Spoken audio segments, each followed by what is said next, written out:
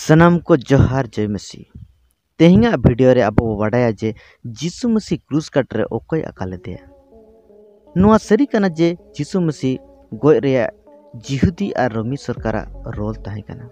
मेनखान चेत पे बाडाया बाइबल जीसु मसीह जन्म रे 700 साल लहारे चेत भविष्यवाणी ताहे कना। जिसे नबी तेपो रे 5 और 6 रे नोय सदरा मेनखान उनी दो अबना पाप को इयते घलेनाय अबना घट इयते तालगा तुएनाय सजय दो उनी रेगे पड़ायना ओने ओनाते बो निरोगेना और उनिया दाल उरते अब दबो बोगेना। अब सनाम कोगे भिडी को लेकाबन आसो टायोगो कान ताहे कना।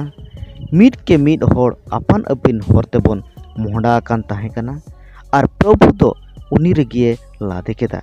अब सनाम को कई घट कोदो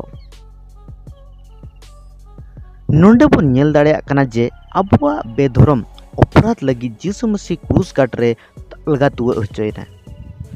बाइबल मेनाय जीसु दो कुटम लगी तिये इदी कान मिटंग भिडी होपन लेकाय हापे कान ताहेना महिर ते निधन नाय मोचा बाय झिलया।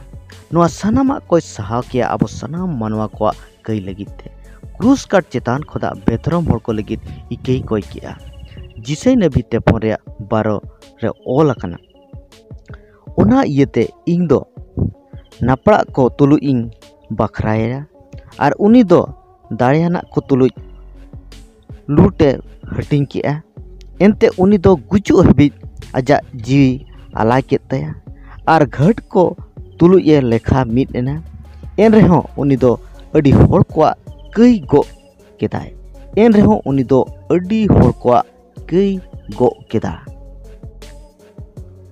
नोआ सनामा को जीसु मसीह आज निजेते नोआ को पुरो किया नोआ लगी जे ईश्वर बाबा तिनंग अब कोई दुलड़ बो मेनते नोआ क्रूस रे काट रे जा सजे नोआ सनामा दो ईश्वर बाबा योजना ताहेलना और ओंडे आजा दुलड़े सदर ताहेन। रोमियो 5 रे 8 रे नोआ सदर जे मेनखान ईश्वर दो आबोरे आजा दुलड़ नोंकाय सबूत किदा कई होड़ बन ताहे कान रेगे मसी आबो लगी गोज लेनते।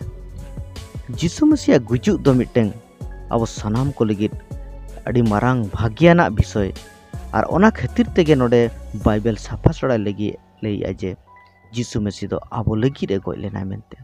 अब सनाम को उनको होड़ कना बन जहाय को जीसु मसीह तेंग मिटेंग समय रे क्रूस काट रे बो अकाल दे अब कई अब अधर्म अब पाप अब जीवन अब बेबाता जीवन और ईश्वर विरुद्ध रे अब आयमा प्रकार हुदिस चिंते क्रूस काट रे उनी बो तेज चले दिया।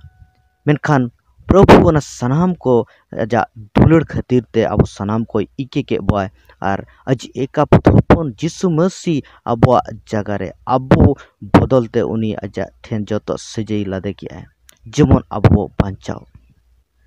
आसो इन हुडिंग वीडियो होते किछि उस्कुर पे नाम का प्रभु सावर ताहन पे प्रभु आपे सावर ताहन सनाम को जोहार जय मसीह।